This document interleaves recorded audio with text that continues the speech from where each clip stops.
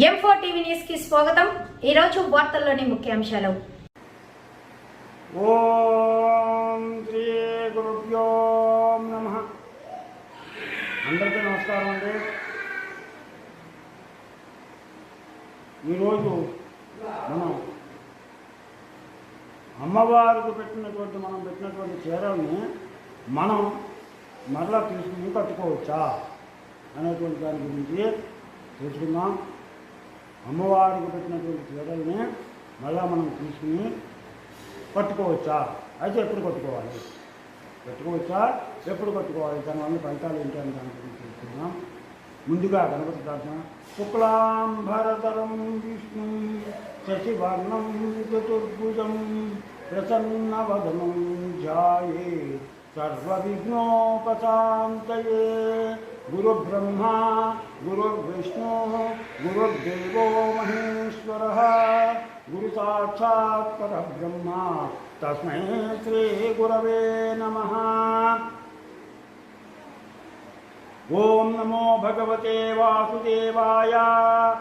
ఓం నమో నారాయణాయ. ఓం నమో విష్ణవే నమః. ఓం నమః శివాయ. ఓం నమః శివాయ. ఓం నమః శివాయ. హరి ఓం.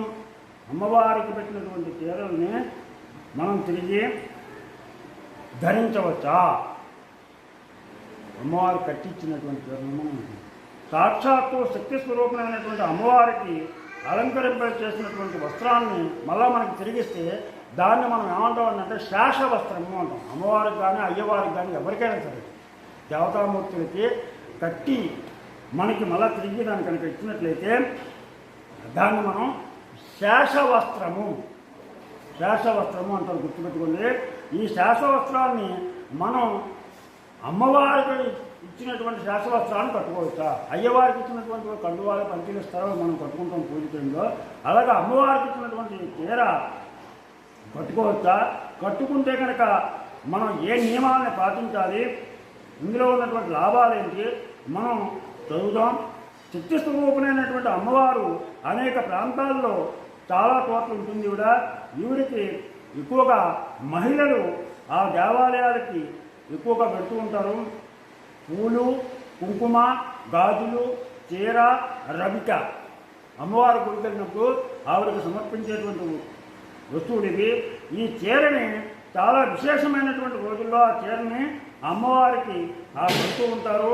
అలాగే మనం కూడా చీరని ఇచ్చేప్పుడు ఈ చీర అమ్మవారికి మీరు కట్టి మళ్ళా తిరిగి నాకు ఇవ్వండి అని చెప్పేసి అడుగుతూ ఉంటారు.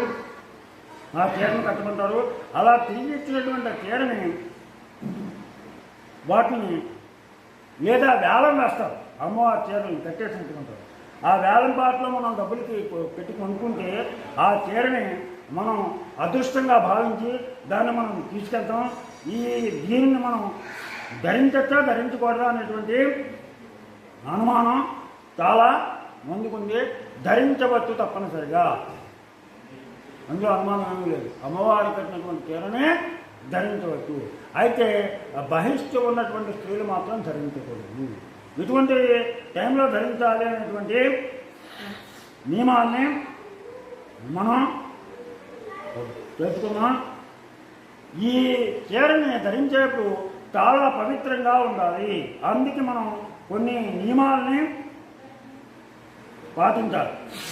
అందుకని ఏంటంటే మనం శుచిగా స్నానం చేసి ఆ చీరని ధరించాలి. అలాగే ఈ చీరను ధరించేప్పుడు తిథి, వారం, నక్షత్రం చూసుకోవాలి. తిథి, వారం, నక్షత్రం చూసుకోవాలి. నక్షత్రం చూసుకుని ధరించాలి. అలాగే శుక్రవారం రోజుని మనం అమ్మవారికి ఇచ్చినటువంటి శుక్రవారం అమ్మవారికి పీఠానికి పోయి కాబట్టి శుక్రవారం నాడు ఆ చీరను మనం ధరించవచ్చు.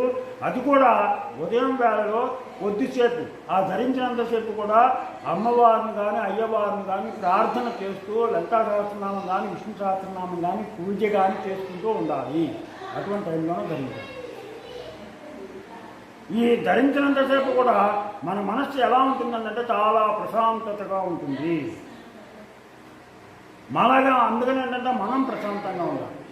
మనం ప్రశాంతంగా ఉండాలంటే ఏదో కాసేపు ఒక గంట ఆ చీరను ధరించి మంచి రోజు చూసుకుని ఆ చీరను ధరించి ఆ చీరను ధరించి ఉన్నంతసేపు కూడా మనం లలితా సహస్రనామం కానీ విష్ణు సహస్రనామం కానీ అమ్మవారి అష్టోత్తరాన్ని కానీ ఇలా చదువుతూ మనం సత్కారక్షేపం చేస్తూ కూర్చోవాలి. అప్పుడు మానసిక ప్రశాంతత ఉంటుంది.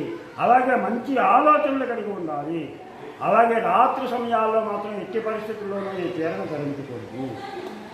ఈ చీరను ఎప్పుడు కూడా ఎప్పుడు పడితే అప్పుడు ఉతికేయకూడదు. అన్ని బట్టలతో వేరేగా ఉతికి ఆ నీళ్ళని మొక్కల్లో పోయాలి.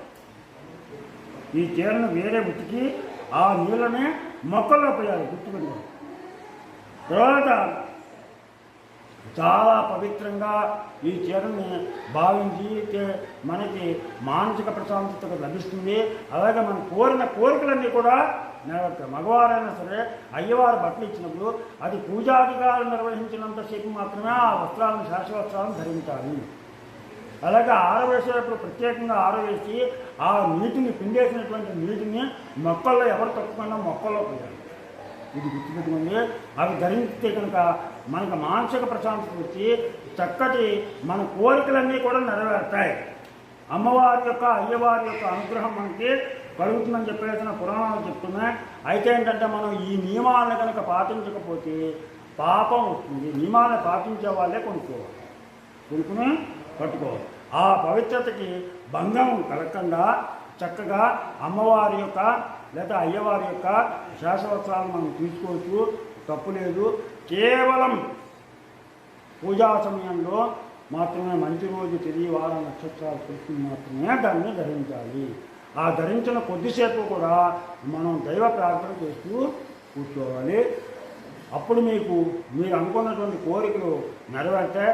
అలాగే ఆ చీరని తడిపినప్పుడు పిండేసినటువంటి నీళ్ళని మామూలుగా పోయకూడదు, మొక్కల్లో పోయాలి. ఆ చీరని ప్రత్యేకంగా తడిపి ఆరేయాలి, కానీ అన్ని బట్టలతో కలిపి మాత్రం ఉతకూడదు. ఇది మరీ ఈ నియమాలను పాటించండి.